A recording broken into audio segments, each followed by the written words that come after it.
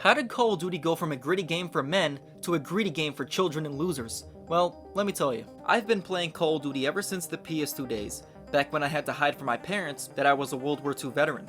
Growing up during the amazing Xbox 360 PS3 era, I loved Call of Duty. It was where boys became men. I played COD religiously with my friends every day after school and made countless unforgettable memories. We didn't know it back then, but it truly was the golden era. Comment if you remember those days. And after playing arguably an unhealthy amount of these iconic games, like the OG Modern Warfare 2 and Black Ops 2, I was left dying for more, and it had me curious. How awesome would Call of Duty be 10 years from now? Well, let's just say I was in for an unpleasant surprise. It's not true!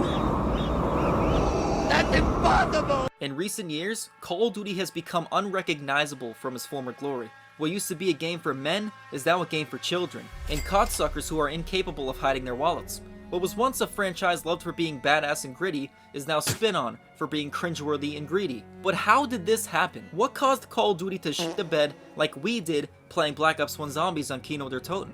Well, if you ask a longtime Call of Duty fan, Call of Duty is turning into Fortnite, and we all know it. Activision was like, out with the old and in with the new. I don't even know what to call this. What the f***? On the surface, it's easy for fans to distinguish the older games from the newer games, but if we dive deeper into the negative effects Fortnite has had in Call of Duty, it becomes clear as day how anti-consumer COD has truly become. On the other hand, many fans claim Call of Duty is way better than it used to be, but to them I'd say, you're fucking wrong, and possibly deranged. The historic franchise is headed towards an irredeemable place of greed because of it. Also probably another Snoop Dogg skin. Nonetheless, let's explore how Fortnite ruined Call of Duty, and how to fix it. A fix somehow COD fans can understand, but 3,000 developers cannot. Hit that like button, subscribe to the one if you missed the old COD. And if this skin made you gag, holy sh**. The hardest part about explaining how Fortnite ruined Call of Duty is the fact that there are so many issues to cover, but since we know that greed is Activision's main motivator, we can easily identify all the bad that has come out of this. Just look at it. Look at it! It's ugly, isn't it? You look at it! Hello. If you're a longtime Call of Duty fan, you've probably been told the same old cope. You're just blinded by nostalgia. Graphics are better than ever. There's more developers than ever working on the games, and we're getting more free content than ever before. This all may be true, but this is the position you take if you're an Activision fanboy, Stockholm Syndrome paste eater. It is true that negativity outweighs any sort of positivity in the COD community, and maybe some people do just hate for the sake of hating, but to claim there aren't real problems in Call of Duty right now is downright delusional. And as for everyone with a brain understands, Fortnite is the lead clown in this circus. So it's time to break down how Call of Duty went from the glory days to the gloomy days. Let's be real. Call of Duty may as well be renamed to Call of Fortnite at this point. Call of Greed. Call of Bundles more expensive than the game of the year. When you play Fortnite, what do you see? You see a bunch of goofy ass skins fighting in a goofy ass environment. You have Marvel superheroes, Greek gods, freaking Family Guy for crying out loud. But at least you can say, this oddly makes sense, because Goofy is Fortnite's theme. Teenagers and pathetic adult losers are their target audience. So there may be characters and collaborations from multiple different settings, but it fits, because that's the theme of the game. When you play Call of Duty, what do you see? You see Nicki Minaj, Homelander, and a freaking rubber duck. Not much different than the children's game, right? Now you know damn well there's gonna be COD suckers commenting right at this second, don't like it, don't play it. They gaslight you into believing you should just play the game and ignore the cosmetics, ignore the shop. But they don't think about this. You're playing a game called Modern Warfare. The maps you play on are based on that same Modern Warfare setting. When you mix in a freaking sloth with military dudes, that breaks the whole point of a game maintaining a theme. I don't know about you, but as a Call of Duty veteran, the sight of Nicki Minaj fighting alongside Captain Price on a battlefield in Modern Warfare sickens me more than the tragic reality that Modern Warfare 3 2023 exists in the first place. If you told me during the golden era that this is what Call of Duty would look like, I would have turned you into an Infinity Psych Ward. Speaking of, let's return to the good old days for a moment, shall we? Call of Duty 4 was the beginning of what we now call the golden era of the franchise. Arguably the most underrated aspect of the game was the fact that there were no operators, which we now know makes a huge difference. Believe it or not, there were no pigeon people. Based on the map environment, each character factions would adjust accordingly. This made it so that everything from the gritty atmosphere, the war-torn maps, and the intimidating soldiers all matched the theme of the game. It fulfilled the concept of a word that starts with I that Call of Duty lacks desperately in the modern era: immersion. And nowadays, you literally have a clown show in multiplayer matches. How can you take a game like MW3 seriously when there are characters from all different settings that have absolutely nothing to do with the traditionally gritty feel of the franchise? Even Zombies has been ruined by this. I would never dare to play Zombies alone back on World at War or Black Ops 1. Sure, it may not have been realistic, but you could feel the atmosphere. You felt legitimate fear. That's because the developers stuck to the theme of the mode. Imagine if they allowed you to use some furry rather than an iconic character like Richthofen. There's nothing immersive about that. Although Black Ops Cold War Zombies was generally beloved by the community, it just didn't have that same horror feel to it. It all goes back to maintaining the theme of the campaign. I know many COD players only play for the multiplayer experience and skip past the campaign. I used to be one of these players. But the campaign mode is important because it's supposed to set the tone for the game. Think about all the iconic missions from the classic games like All Gilead Out, The Shepherd Betrayal, and No Russian. You'll never feel the same emotion that those games provided. But the point is, as bad as the MW3 2023 campaign was, it still kept a serious tone. Like, how can you go from this in one mode? My comrades, we stand reunited to restore glory to Russia, the real Russia, to this in another. The all-new Bullet Buddy. Boom! I'm stoned and I can't get up, man. What the hell is even that? Like what? Make it make sense. But it wasn't only the atmosphere and the soldiers that created immersion. Remember the old announcer's voice? Enemy chopper incoming. Enemy helicopter approaching. Enemy AC-130 above! Valkyrie ready for deployment. SR-71 ready for launch. The urgency and panic in his voice immersed you in the experience. Like the panic that settles in when I'm heading home from Taco Bell. And let me tell you, the AC-130 was above and below. And you ever notice how boring the matches start out nowadays? It's like, yeah guys, go get them. It looks like they got a couple ladies in pink with massive gazungas and a sloth? Wait, is that Snoop Dogg? What the f? Now replace that snorefest with the startup music from Black Ops 1.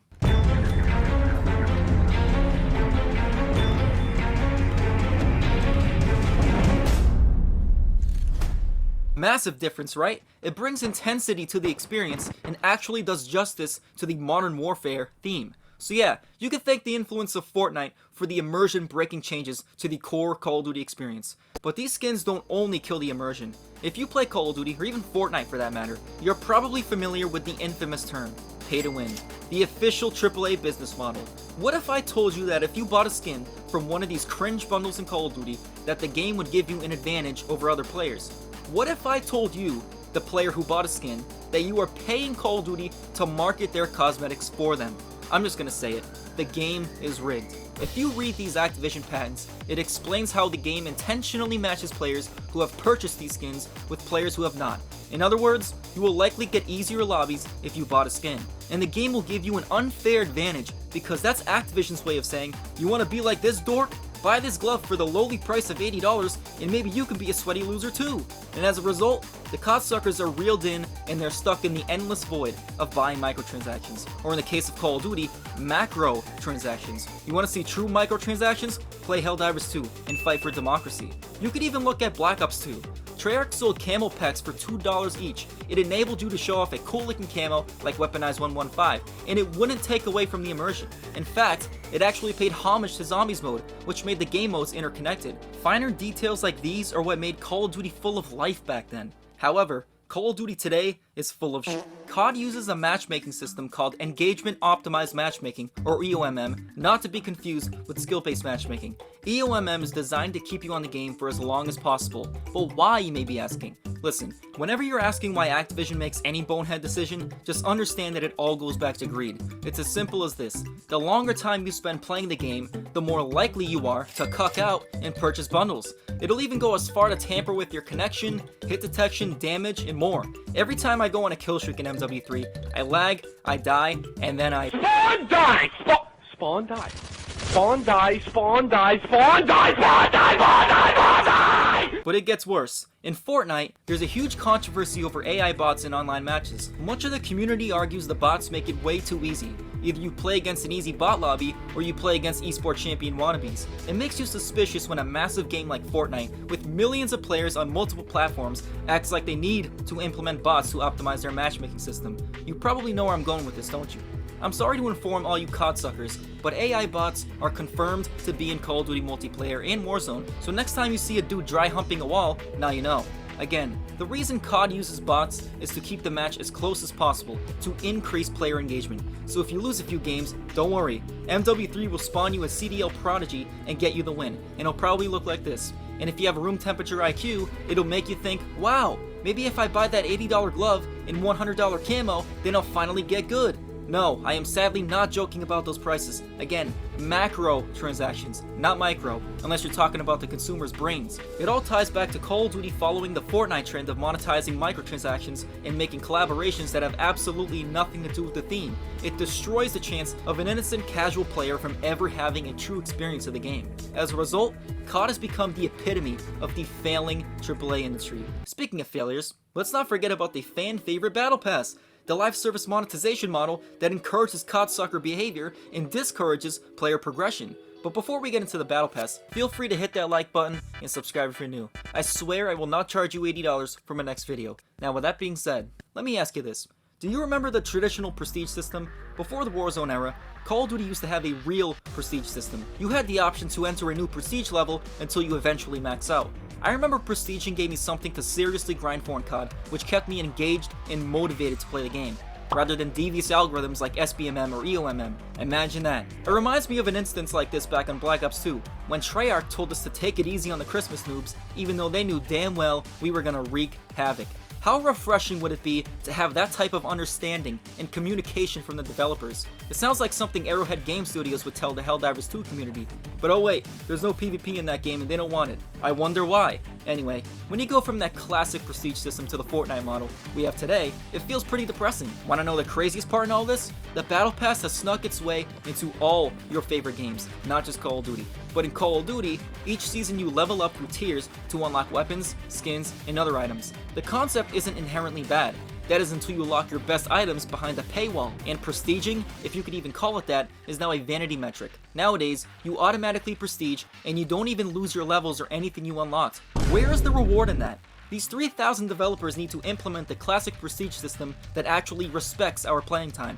But the COD suckers will tell you, but I already earned it, why do I have to grind for it all over again? Why grind for anything when I can just buy the battle pass for the meta weapon? It's a broken system. And the worst part, the next season comes and the meta weapons you unlocked in the prior season become outdated because they got nerfed. The developers nerf these weapons in order to push you onto the next battle pass. If the skill gap is as simple as whoever is using the meta weapon, you could argue the game forces you to buy the battle pass in order to even compete. Hence the concept to pay to win. It's driven purely by FOMO because it puts a time limit on all this exclusive content. And that exclusive content is mainly just useless stickers and charms. It's literally filler content. But we got a few deals for you. If you pay $30 for our Black Cell Battle Pass, you'll get all the exclusive content, like this dumbass skin. We'll also give you 1,100 extra COD points, so you can be obliged to spend more on our bundles in the future. Like, it makes no sense. I'll tell you this though, the only positive thing I have to say about the early Modern Warfare Warzone days was earning more COD points than you spent if you completed the Battle Pass. Let me get this straight though.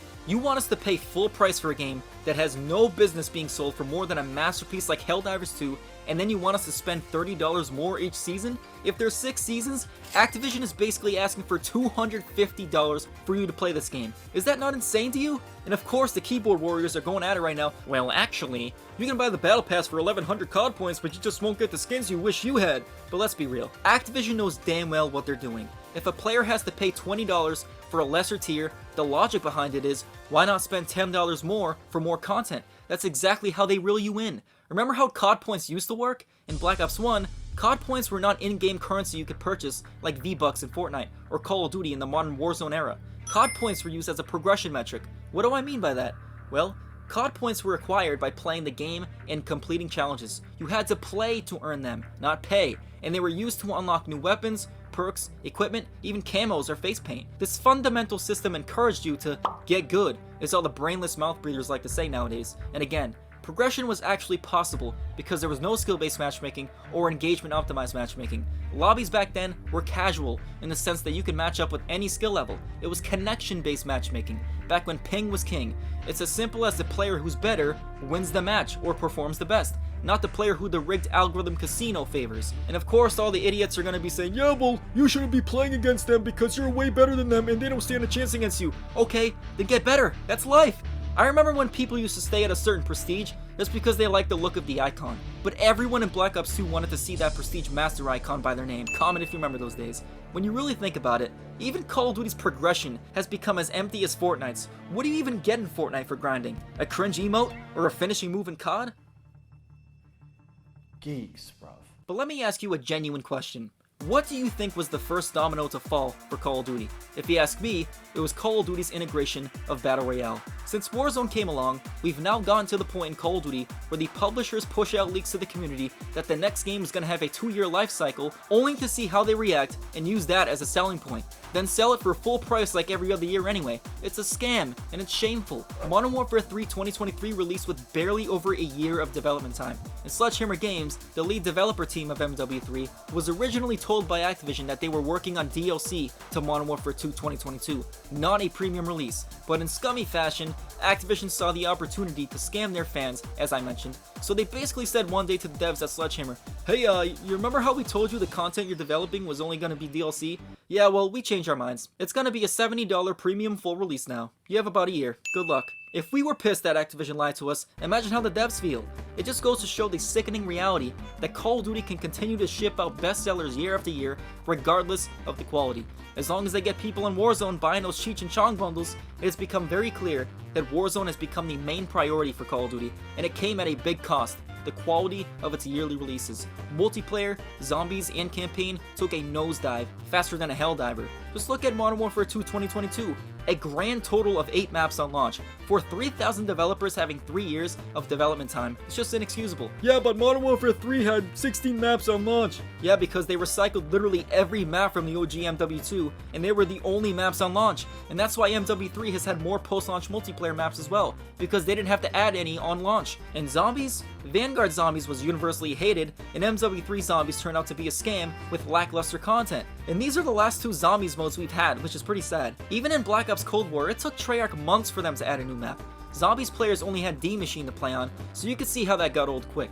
The developers have gotten way too comfortable with the drip feeding of content. As for campaign, yeah, not much needs to be said there after Modern Warfare 3. And Black Ops Gold 4 isn't looking too promising either. Activision is basically telling us, we could put more time into development, but we'd rather put our main focus into selling skins because we see how much money Fortnite makes off them, so shut up and buy our bundles, and consume our drip-fed content. Multiplayer has essentially become a testing ground for Warzone players to level up their weapons. As a result, the developers basically don't give a damn about the quality and content variety of the game.